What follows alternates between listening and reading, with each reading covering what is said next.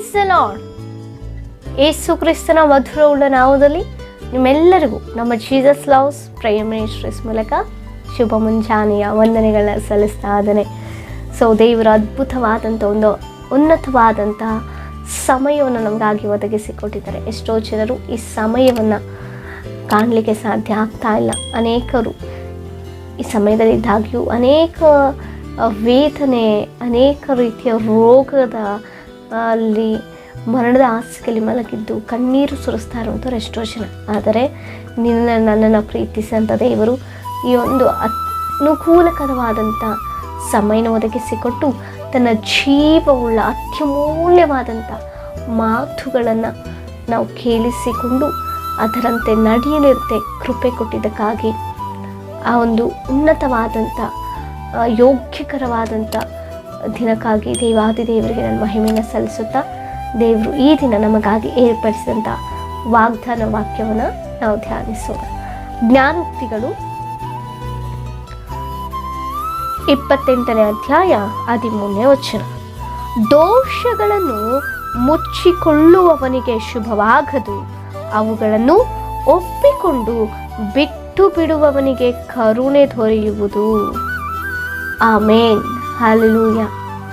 ಹೌದು ಪ್ರಿಯರೇ, ನಾವು ಕ್ರಿಸ್ತನಲ್ಲಿ ಜೀವಿಸ್ತಾ ಇದ್ದೇವೆ ಅಂದರೆ, ನಾವು ಕ್ರಿಸ್ತನನ್ನು ನಂಬಿಕೊಂಡಿದ್ದೇವೆ ಅಂದರೆ, ಕ್ರಿಸ್ತನ ಮಕ್ಕಳಾಗಿ ಇದ್ದೇವೆ ಅಂದರೆ, ನಮ್ಮ ಪರಲೋಕದ ತಂದೆಯೂ ನಮ್ಮನ್ನು ಮಕ್ಕಳನ್ನಾಗಿ ಅಂಗೀಕರಿಸಿದರೆಂದರೆ ಕಾರಣ ಒಂದೇ, ನಮ್ಮ ಕ್ರಿಸ್ತ ಯೇಸುವಿನ ಮೂಲಕ ನಮ್ಮ ಎಲ್ಲ ದೋಷಗಳನ್ನು, ನಮ್ಮ ಎಲ್ಲ ಪಾಪಗಳನ್ನು ಆತನು ತನ್ನ ರಕ್ತದಿಂದ ನಮ್ಮನ್ನು ಶುದ್ಧೀಕರಿಸಿ ನೀತಿವಂತರನ್ನಾಗಿ ಪರಿಶುದ್ಧರನ್ನಾಗಿ ಮಾಡಿ ನಮ್ಮ ಪರಲೋಕದ ತಂದೆಗೆ ಮಕ್ಕಳಾಗುವಂಥ ಕೃಪೆ ಕ್ರಿಸ್ತ ಯೇಸುವಿನ ಮೂಲಕ ಮಾತ್ರವೇ ಸಾಧ್ಯ ಆಯಿತು. ಆತನು ಸುರಿಸಿದ ರಕ್ತದಿಂದ ಸಾಧ್ಯ ಆಯಿತು. ಆಮೇನ್, ಹಲ್ಲೆಲೂಯಾ. ಇದೆಲ್ಲ ಸತ್ಯವನ್ನು ತಿಳಿದುವಂಥ ನಾವು ಈ ಹಲೋಕ ಯಾತ್ರೆಯನ್ನು ಮಾಡುವಾಗ ಅನೇಕ ಸಂದರ್ಭಗಳಲ್ಲಿ ನಾವು ತಿಳಿಯದೋ ತಪ್ಪುಗಳನ್ನು ಮಾಡ್ತೇವೆ.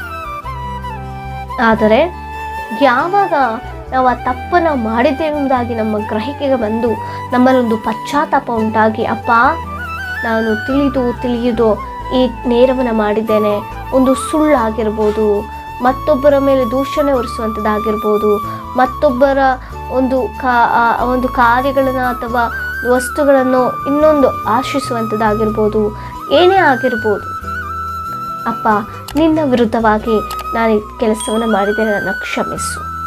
ನೋಡಬಾರ್ದು ನೋಟಗಳನ್ನು ನೋಡಿರ್ಬೋದು, ಕೇಳಿಸಿಕೊಳ್ಳಲಾಗದಂಥ ಮಾತುಗಳನ್ನು ನಾವು ಪದೇ ಕೇಳಿಸಿಕೊಳ್ತಾ ಇರ್ಬೋದು, ಉಚ್ಚರಿಸಬಾರದಂಥ ಮಾತುಗಳನ್ನ ನಮ್ಮ ಬಾಯಿಂದ ನಾವು ಆಡ್ತಾ ಇರ್ಬೋದು. ಇದೆಲ್ಲವೂ ನಾವು ತಿಳಿಯದೋ ನಮ್ಮ ಜೀವನದಲ್ಲಿ ಅದು ಒಂದು ಪರಿಸ್ಥಿತಿಗಳ ಮೂಲಕವಾಗಿ ನಮ್ಮ ಜೀವನದಲ್ಲಿ ಆಗ್ಬಿಡುತ್ತೆ ಅಂತ ತಪ್ಪುಗಳು. ಯಾವಾಗ ತಕ್ಷಣವೇ ನಾವು ಅದನ್ನು ಗ್ರಹಿಸಿಕೊಳ್ತೇವೋ ಅದು ತಪ್ಪು ಎಂಬುದಾಗಿ ಪರಿಶುದ್ಧಾತ್ಮನು ನಮ್ಮೊಳಗೆ ಪ್ರೇರೇಪಿಸಲ್ಪಡುವಾಗ, ಹೌದು ನಾನು ದೇವರಿಗೆ ವಿರುದ್ಧವಾಗಿ ಈ ಮಾತನ್ನು ಆಡಿಬಿಟ್ಟೆ, ಆತನಿಗೆ ಇಷ್ಟವಾಗದ ಕಾರ್ಯವನ್ನು ನಾನು ಮಾಡಿಬಿಟ್ಟೆ ಎಂಬುದಾಗಿ ನಮ್ಮೊಳಗಿನ ಪರಿಶುದ್ಧಾತ್ಮನವನ್ನು ಎಚ್ಚರಪಡಿಸುವ ನಾವು ಎಚ್ಚರಿಸಿಕೊಳ್ತೇವೋ, ಆಗ ತಕ್ಷಣ ದೇವರ ಸನ್ನಿಧಾನದಲ್ಲಿ ನಾವು ನಿಜವಾದ ಪಶ್ಚಾತ್ತಾಪ ಪಟ್ಟು ಅದನ್ನು ಬಿಟ್ಟು ಬಿಡುವಂಥ ಕೆಲಸ ಮಾಡುವವರಿಗೆ ಶುಭ ಉಂಟಾಗುತ್ತೆ.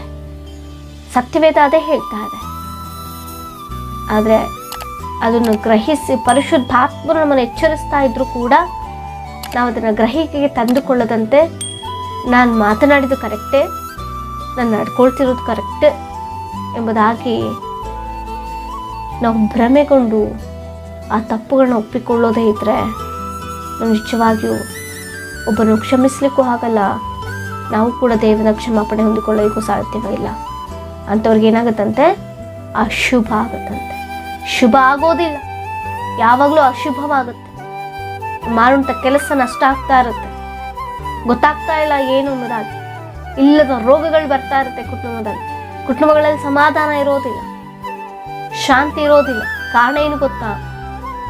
ಮಾಡಿರುವ ತಪ್ಪನ್ನು ಒಪ್ಪಿಕೊಳ್ಳದೆ ನಮ್ಮನ್ನು ನಾವೇ ಸಮರ್ಥಿಸಿಕೊಳ್ಳುವಂಥದ್ದು. ಈ ರೀತಿಯಾಗಿ ನಡೆದಾಗ ನಮ್ಮ ಜೀವನದಲ್ಲಿ ಶುಭವಾಗಲಿಕ್ಕೆ ಸಾಧ್ಯವಿಲ್ಲ, ದೇವರ ಆಶೀರ್ವಾದ ಹೊಂದಿಕೊಳ್ಳಲಿಕ್ಕೆ ಸಾಧ್ಯವಿಲ್ಲ. ದಿಕ್ಕು ತೋಚದ ಸ್ಥಿತಿಯಲ್ಲಿ ಹೋಗ್ತಾ ಇರ್ತೇವೆ ಪ್ರಿಯರೇ. ಪರಿಶುದ್ಧಾತ್ಮನ ನಮ್ಮೊಳಗೆ ಆ ಗ್ರಹಿಕೆ ತರುವಾಗ ಗ್ರಹಿಸಿಕೊಳ್ಬೇಕು, ಒಪ್ಪಿಕೊಳ್ಬೇಕು.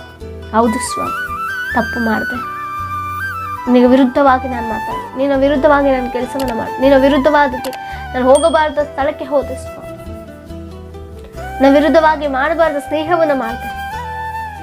ನಾನು ಎಚ್ಚರಿಸಿದರು ಅಪ್ಪ, ಮತ್ತೆ ಅದೇ ದಾರಿಯಲ್ಲಿ ನಾನು ನಡೆದೆ, ನನ್ನ ಕ್ಷಮಿಸಪ್ಪ ಎಂಬುದಾಗಿ ಯಾವಾಗ ನಾವು ಒಪ್ಪಿಕೊಂಡು ಬಿಡುತ್ತೇವೋ, ಅದನ್ನು ಬಿಟ್ಟು ಬಿಡ್ತೇವೋ, ಆತ ನಮಗೆ ಶುಭವನ್ನು ಉಂಟು ಮಾಡ್ತಾನೆ.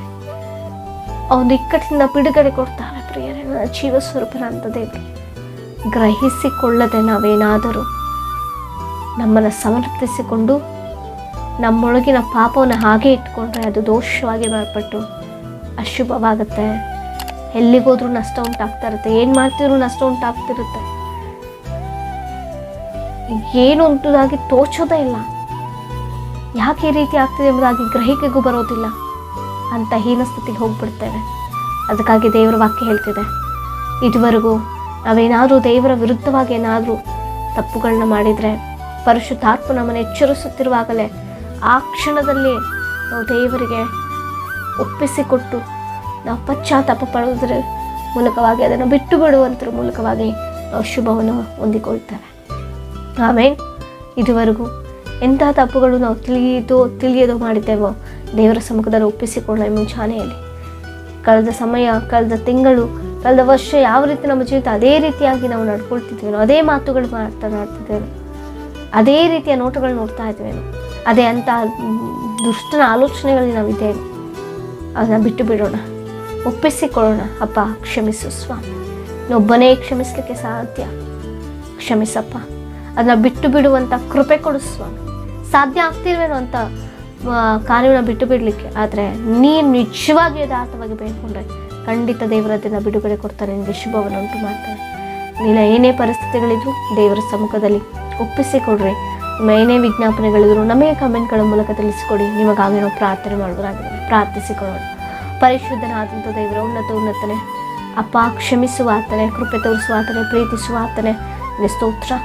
ದೋಷಗಳನ್ನ ಒಪ್ಪಿಕೊಂಡು ಬಿಟ್ಟು ಬಿಡುವವನಿಗೆ ಶುಭವಾಗುತ್ತೆ, ದೋಷಗಳನ್ನ ಒಪ್ಪಿಕೊಳ್ಳದೆ ಬಿಟ್ಟು ಬಿಡದೇ ಇರುವ ಆತನಿಗೆ ಅಶುಭವಾಗುತ್ತೆ ಎಂಬುದಾಗಿ ನಾವು ಹೇಳಲ್ಪಟ್ಟಂತೆ ನಮ್ಮ ಮಕ್ಕಳಾದಂಥ ನಾವು ದೋಷಿಗಳಾಗಿರದಂತೆ ಅಪ್ಪ, ಲೋಕಕ್ಕೆ ದಾಸತ್ವರಾಗಿರದಂತೆ ನಿನಗೆ ದಾಸತ್ವರಾಗಿ ನಿನ್ನ ಸ್ವತಂತ್ರತೆಯಲ್ಲಿ ನಾವು ಕರ್ತನೆ ಪರಿಶುದ್ಧರಾಗಿ, ನಿರ್ಮಲರಾಗಿ, ನೀತಿಯುಳ್ಳವರಾಗಿ ಅಪ್ಪ ನಿನ್ನ ಮಾರ್ಗದಲ್ಲಿ ಕರ್ತನೆ ನಾವು ನಡೆಯುವಂಥ ಕೃಪೆ ನಮ್ಮೆಲ್ಲರಿಗೂ ಒದಗಿಸಿಕೊಡು. ಯಾರ್ಯಾರು ಕರ್ತನೆ ಈ ಕ್ಷಣದಲ್ಲಿ ತಮ್ಮನ್ನು ತಾವು ಒಪ್ಪಿಸಿಕೊಂಡು ಅಪ್ಪ ಇಂಥ ದುಷ್ಕಾರ್ಯನಲ್ಲಿದೆ, ಇಂಥ ದುಷ್ಟ ಆಲೋಚನೆ ಐತೆ, ಇಂಥ ದುಷ್ಟ ಮಾತುಗಳು ನಾನು ಮಾತನಾಡಿದೆ ಅಪ್ಪ, ಈ ದುರಾಲೋಚನೆಯನ್ನು ಇತ್ತು ಸ್ವಾಮಿ, ಅಪ್ಪ ಈ ದುಶ್ಚಟದಲ್ಲಿ ನಾನು ಮುಳುಗಿ ಹೋಗಿದ್ದೆ, ನಾನು ಬಿಡಿಸು, ನನ್ನ ಕ್ಷಮಿಸು ಎಂಬುದಾಗಿ ಒಪ್ಪಿಕೊಳ್ತಿದ್ದಾನೋ ಅಪ್ಪ, ಅವನ ದರ್ಶಿಸು, ಅವನ ಬಿಡುಗಡೆ ಕೊಡು, ಶುಭವನ್ನು ಉಂಟು ಮಾಡಿ ಎಲ್ಲವನ್ನು ಒಪ್ಪಿಸಿಕೊಟ್ಟು ನಜರೇತಿನ ಯೇಸುವಿನ ದಿವ್ಯ ನಾಮದಲ್ಲಿ ಬೇಡಿ ಹೊಂದಿಕೊಂಡೇವೆ ಜೀವವುಳ್ಳ ಪರಲೋಕದ ಪರಮ ತಂದೆಯೇ, ಆಮೇನ್. Praise the lord.